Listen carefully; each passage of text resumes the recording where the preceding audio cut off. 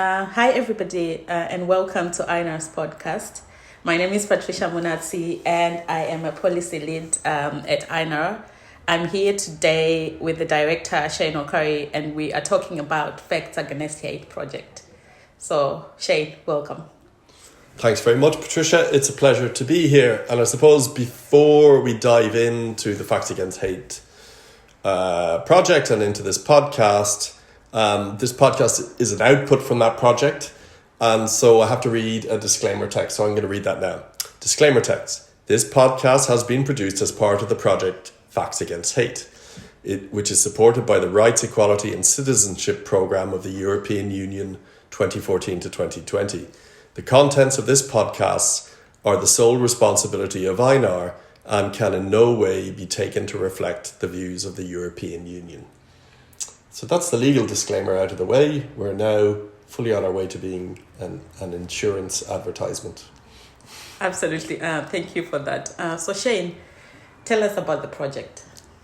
Right. So the Facts Against Hate project is a project which started at the end of 2019 and was brought together by some people in Finland who had worked previously in non-governmental organisations and who were now working under the equality branch of the Ministry of Justice.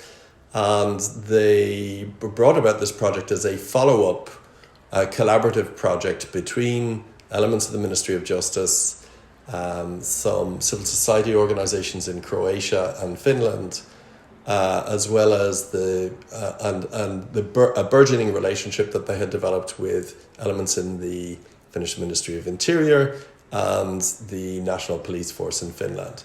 And the purpose of the project is to bring together different actors working in the hate crime space as a way of encouraging and developing good practice exchange and developing relationships between civil society players and national authorities in order to develop best practices for protecting ethnic minority people from hate crimes. And so the project started in December 2019 to run for 2 years, so it's about to come to an end. Yeah.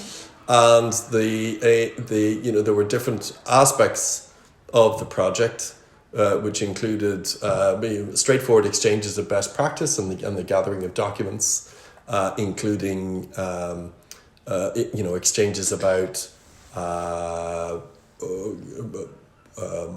good practices for monitoring hate speech in online spaces. And a key component of it is the exchange of good practice and the improvement of practices in the civil society monitoring of hate crime. And so it's about sharing learning in the monitoring of hate crime. And I know we're invited on board because we are considered to have an expertise in via the iReport.ie racist incident reporting system in the monitoring of hate crimes and their deployment to advocate for better policy, better decision making, better criminal investigation, and better protections for ethnic minorities. Well, thank you very much, Shane, for explaining the project in detail. Just to touch on some of the things that you were mentioning, let's talk about data collection and why it is important, particularly in our work, and how it fits into the project. Well, sure, yeah. So thanks very much for asking. So data collection is paramount, not just in the hate crime space, but actually in the space for any type of human rights advocacy. You are no stranger to human rights advocacy yourself, so it'll come as no surprise to you to know that I like to use the motive or the slogan. Your three best tools for or your best tool for combating a human rights abuse is a pen and paper, and the 3 golden rules for human rights abuses is to record, and record. So you should always document and find a way of documenting human rights recording. Why is that? Well, frankly, because it makes it more difficult for the powers that be to deny that there's a problem. And that has been the case in Ireland for decades. So there is historically there has been the problem of racism denial in Ireland. And to focus in on a micro problem, the problem with the National Police in Ireland on Garda Síochána is that there's this tendency to say, for example, in the example of racial profiling, that racial profiling doesn't occur. We have no provision for recording instances of racial profiling. We can't demonstrate that racial profiling occurs. Therefore, there's no need to do anything about racial profiling. So you have a circular argument. And we had, for decades, had a similar argument about hate crime. I believe that INAR has pushed the agenda on hate crime since we began collecting data through the iReport system in 2013. And we've moved us into this space where that racism denial is no longer tenable, where hate crime denial is no longer tenable.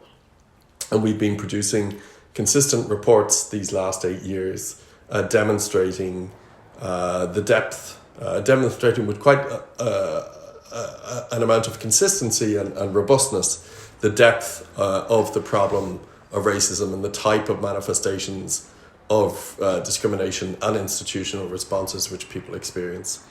And so that is why the focus on data collection is so vital. Yeah, absolutely. I mean, as somebody who is new to the project myself and new to the organization, and just drawing from my experiences of working in the human rights field back home in Zimbabwe, I can understand why data collection is key. And I mean, in our work, particularly dealing with racialized and minoritized communities, it is the lens in which we view their lived experiences. We are able to address fully the challenges that they face every day. And we need to go beyond just, data collection and also be able to collect data that is, relevant, reliable, comparable, and also that reflects the intersectionality of the different grounds, of oppression. And in that regard, reflecting on the iReport, can you just touch a little bit in relation to why data collection is important, looking at the iReport and, from its launch and, the different reports that you've produced from it until now? Yeah, sure. So we launched the iReport.ie system in July or August 2013. I can't remember exactly when. And we brought out our first report of racist incidents after a 3-month period, but we launched it at the beginning of 2014. And for a while we were bringing out quarterly reports and then 6 monthly reports, and now we're bringing out yearly reports.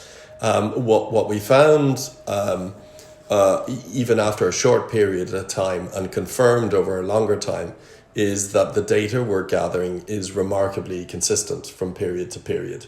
And so that tells us that there's something that we're doing right in the methodology, and that it's reliable.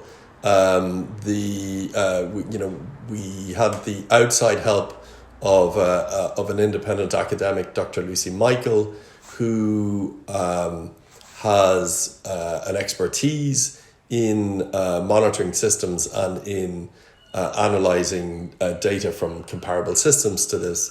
And her reviews of the data were written up and still are written up in peer-reviewed journals. So you have that robustness of the peer review to fall back on in that area.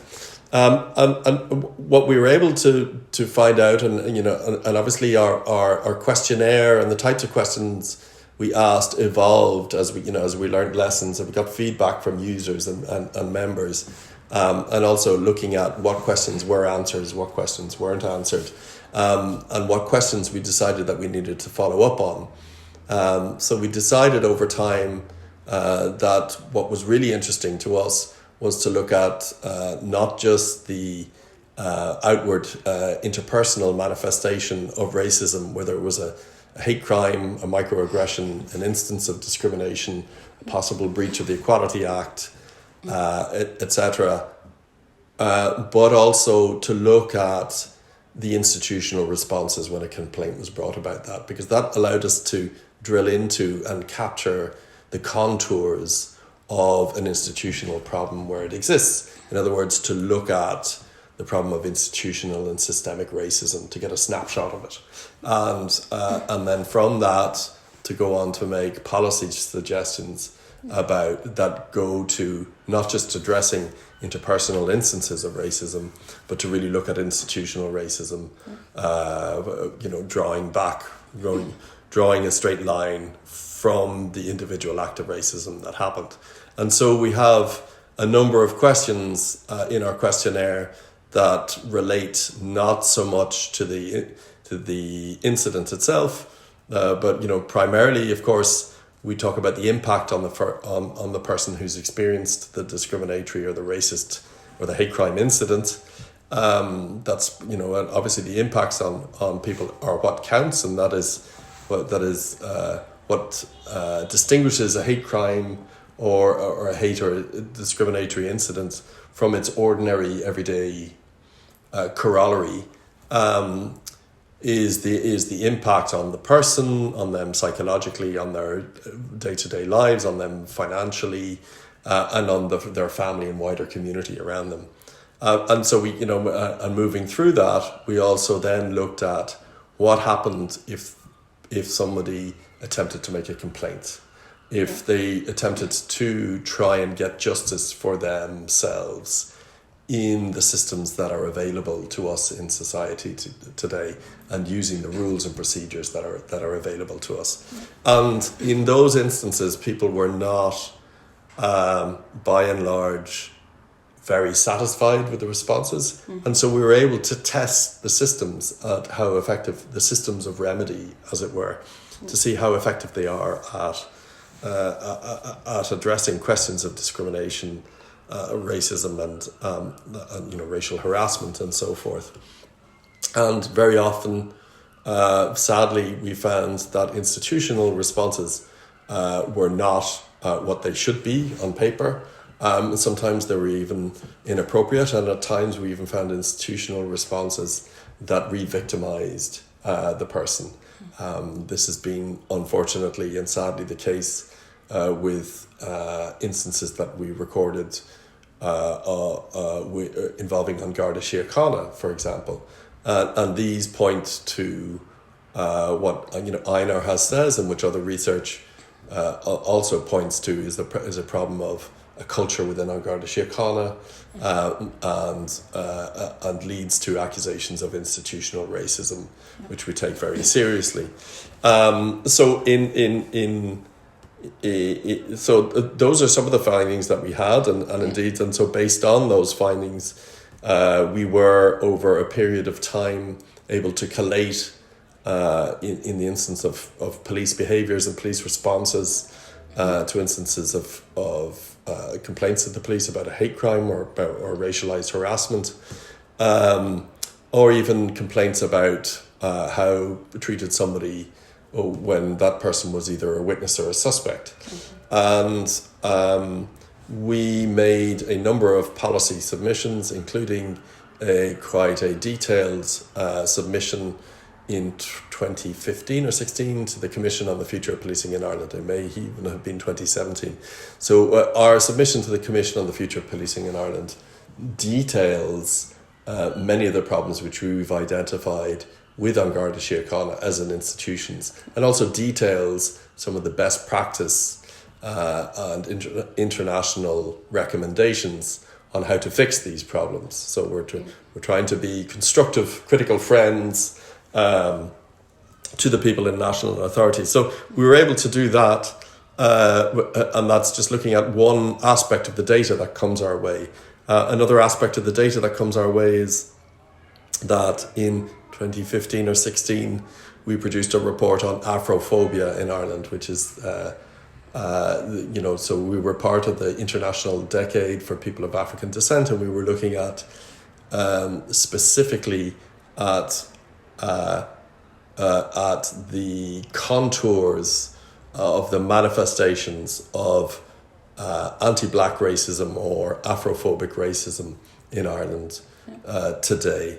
And we were able to make some quite detailed findings of the experiences which people had, because we had a lot of data on it, and on the intersectional and gendered dimensions on it. There are particular gendered dimensions to Afrophobia.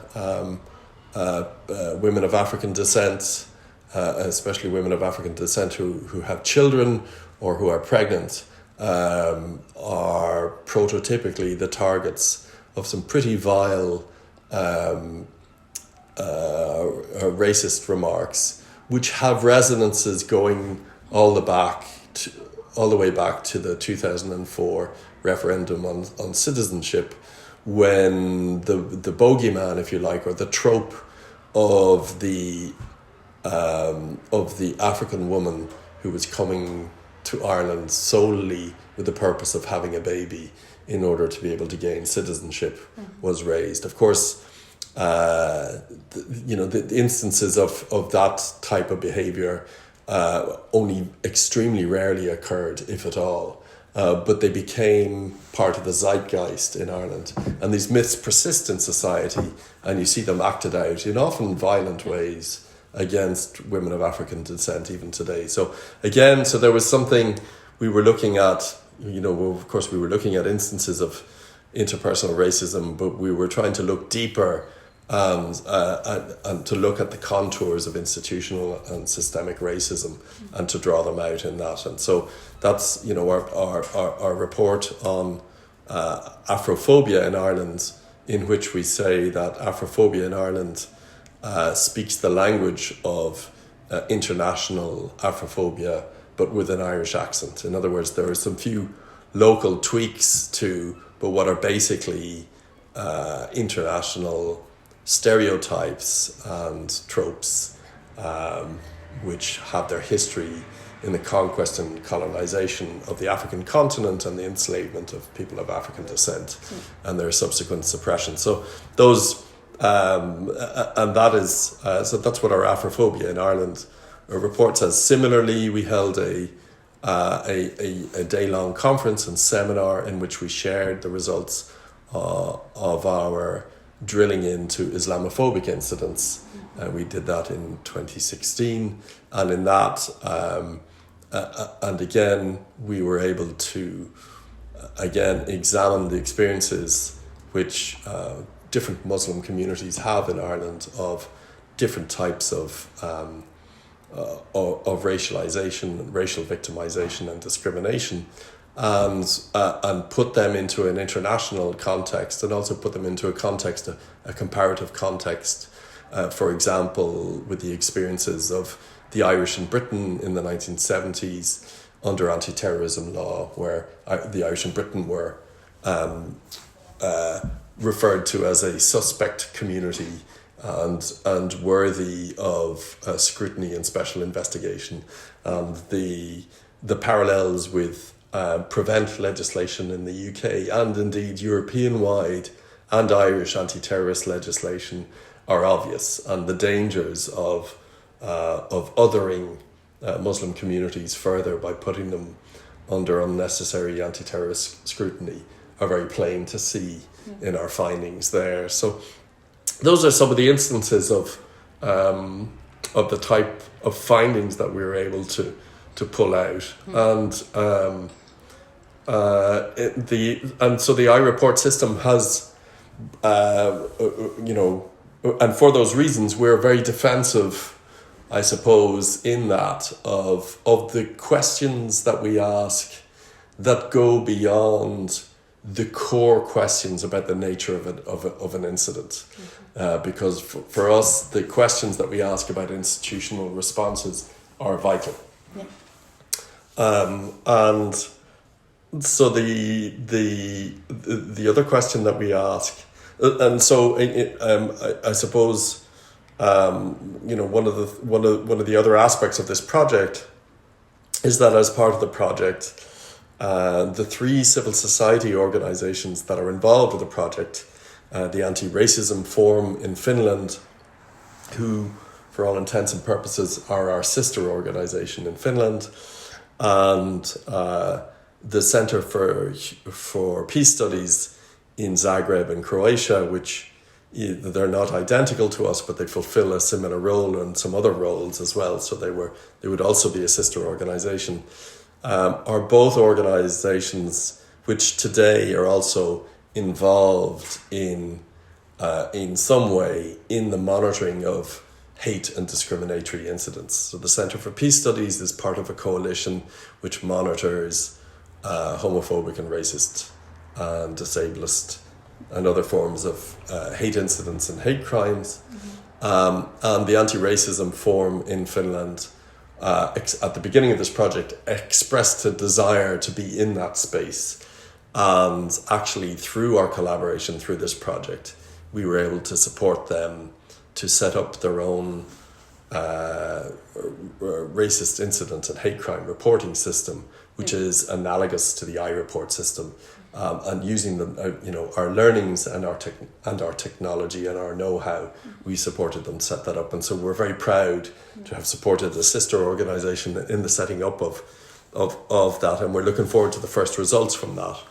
And at the same time, these 3 organizations were invited to test a pilot hate crime and hate incident reporting platform, which has been developed by ODIHR. So I should explain what ODIHR is. So ODIHR stands for ODIHR, which is the Organization for Democratic Institutions and Human Rights.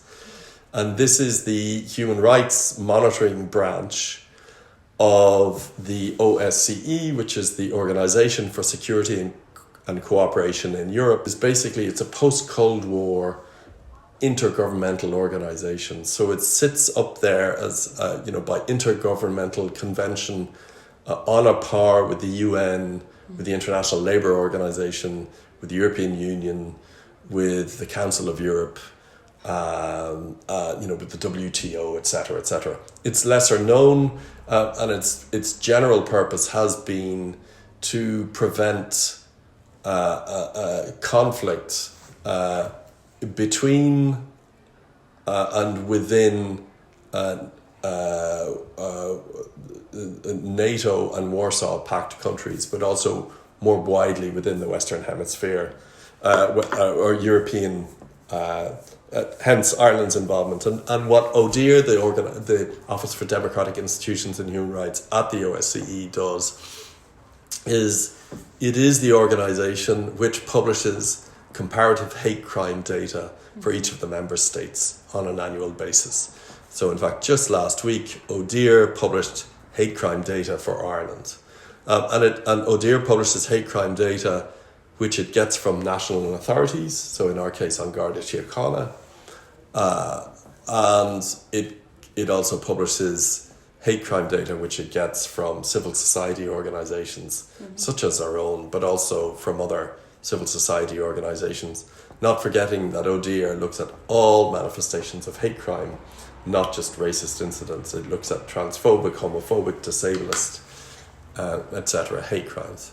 And what ODIHR have is this platform within which they ask the 5 essential questions which ODIHR needs for their purposes, of their comparative reporting purposes, and which it uses to establish a standard of what constitutes a hate crime and how to categorize that hate crime, and how to compare it to police data. And so we're very interested in being part of a conversation of this very question about standards. How do you compare apples with apples and oranges with oranges? And how does Ireland perform, if you like, in the disreputable league table of hate crime compared to other European countries, to other OSCE members, which I think, which also include Australia, New Zealand, Canada and South Africa. So that's the I suppose that is the logic of it. The challenge that we came up with, the three of us civil society organisations, is that especially INAR had a good look at the ODIHR platform, and we loved the presentation and we really enjoyed looking at it. It's ergonomically very smooth. It's very user friendly if you're an administrator, and very good for capturing information. And the back end of it is really good because it allows you to refer, to case manage a case, to follow up on it, and to refer, to make notes on it, and to share a case with a partner in your network with whom you would have a protocol or an agreement to share data with. So it had a lot of very promising features like that. It also made it very easy for you to, at a glance, quickly view data and quickly compare or look at your data, look through certain lenses. Like, how many homophobic incidences were there in Cork between March and July, right? How many Islamophobic incidences were there in Dublin between 2020 and the middle of 2021? So, how many homophobic crimes were reported to the police versus how many Islamophobic crimes were reported to the police, etc. Those types of comparison, and so it was very good. It has a very good user friendliness for that, and we could see how that could really help us to develop a tool that doesn't require as heavily on the expertise of myself and Dr. Lucy Michael to produce data reports. In other words, that it can make it more accessible, more democratic, and a better tool for communities directly affected by the issues. And so we said to ODIHR that this is really promising. The difficulty was that beyond the 5 questions that they were asking us, we were restricted to only asking 2 or 3 more. So we only had the possibility of switching on 2 or 3 more questions than that. Yeah. At the time, INAR in the iReport system had 39 questions that we asked. While we agreed that those 39 were too many, and in fact this provoked us to streamline our questionnaire and to trim ourselves right back to 17 questions. But basically we have 17 questions which we would regard as indispensable for getting the type of valuable data that we get, and for being able to produce the reports that speak to the reality that we live in. And we understand that 5 of them are the ones that are regarded as essential to ODIHR, and we very much want to be part of that conversation with ODIHR, with our partners in the rest of Europe, in establishing a common data protocol, a common standard. But that flexibility brought us into the technical question of, well, how do we amend it to make it more flexible? Yeah. And this became a coding or a software problem. Mm-hmm. And this brought us into a whole examination of the software and the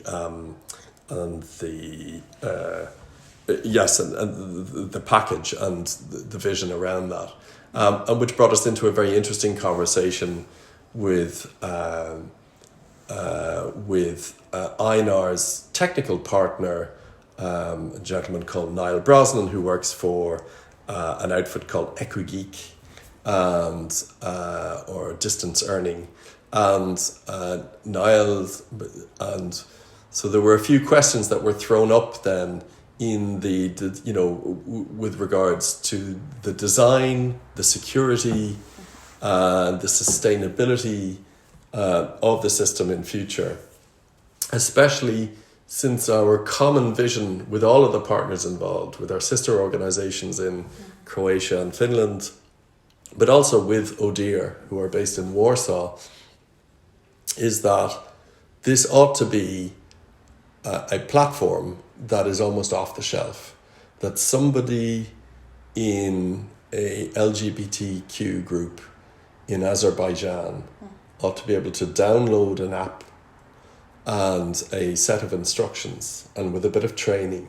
set up a platform from which people in their region can report homophobic hate crimes or intersectional hate crimes and hate incidents and discriminatory incidents, and be able to produce reports from it with relative ease and in order to hold the authorities to account, but not just to do that, but to also create case management systems for sharing with their partner organizations. And so with that common vision in mind, we've come on a really interesting journey with those with those different partners.